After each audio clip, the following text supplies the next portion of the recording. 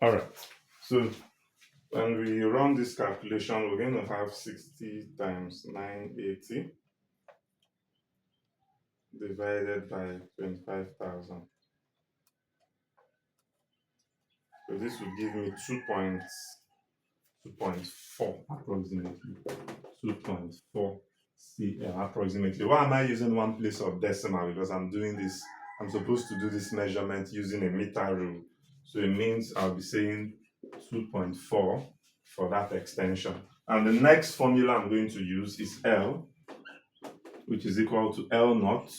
What is L naught? 10 cm plus my extension E, which is 2.4 in this case. So my answer is going to be 12.4. So my L is 12.4. Then I think I'm done with that. The next thing I want to get, okay, there's one more formula I didn't give you. Now the next thing I'm going to get is my period.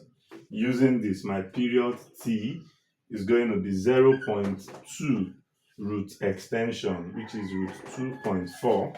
So using that, square root of 2.4 times 0.2.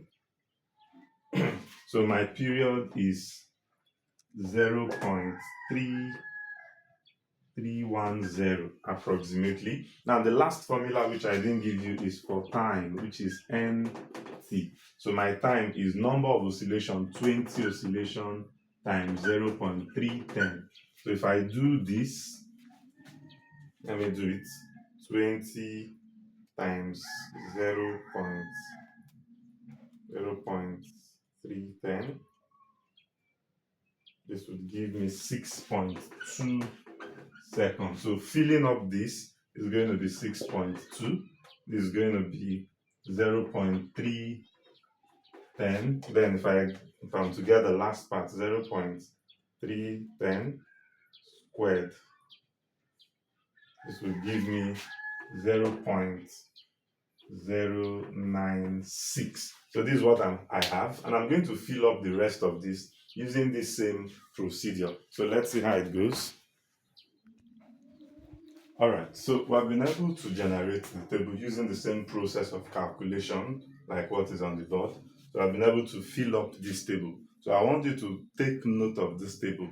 So we're going to be analyzing the graph for this particular experiment. Remember that we are expected to plot two graphs from this. Now what I'm going to do in this video, I'm going to show you what the outcome of your graph is expected to be for the two graphs. And then in our next video, we're going to plot the graph for this particular experiment. So very quickly, let's analyze what the first graph is going to look like.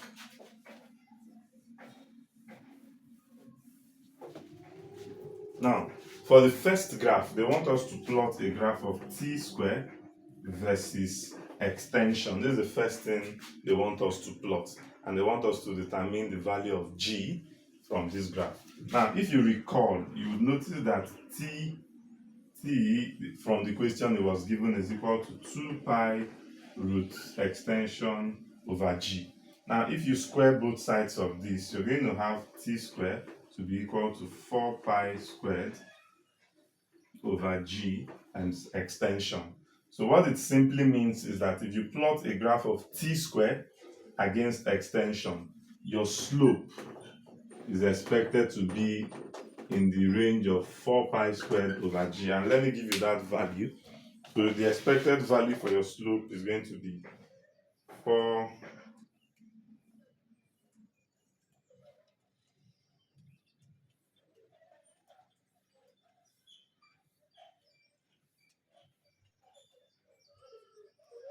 So your slope will be expected to be around 0.04. So your slope will be expected to be around 0.04. So when you plot this graph, look out for this value as your slope. Now, what about the second graph? Remember, the second graph is actually a graph of m against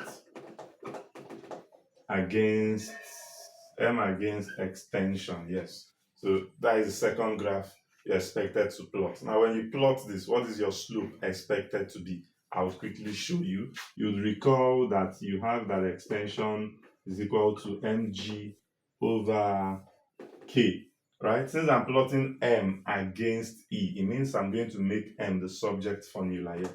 And if I make m the subject, I would have that m is equal to ke divided by g. So that's what I'm going to get. But then I'm not done, because that is not all. Let me rub this side. Now, very quickly, you would notice that m is actually the added mass plus the mass of the hanger. So m is added mass plus mass of hanger, which is equal to ke rather, over g, right? So since I'm plotting mass of, I'm plotting the added mass against extension, it means that my added mass is going to be k over g times e. When this moves to the other side, it becomes minus mass of hanger. So what it means is that when you plot a graph of added mass against extension, your slope is expected to be k over g. And what is the standard value you're supposed to get? You're supposed to get this 25,000 divided by 980. So you're supposed to get your slope to be 25.5. So this is what you expect your slope to be, around this value. It doesn't mean it must be this exact value, but it should be around this. When you plot this and you're getting 50, it means what you've done is wrong. Now also, you're expected to get your intercept to be negative of the mass of the hanger. So I believe that this concept is really very clear to you. Now, if you have any question, drop it in the comment section. Now, remember that in my next video, I'm going to be plotting these two graphs live and direct. I'll be seeing what our slope is, what the intercept is. And remember, if there's any observation, maybe I miscalculated somewhere, quickly drop it in the comment section, and I'm going to attend to that.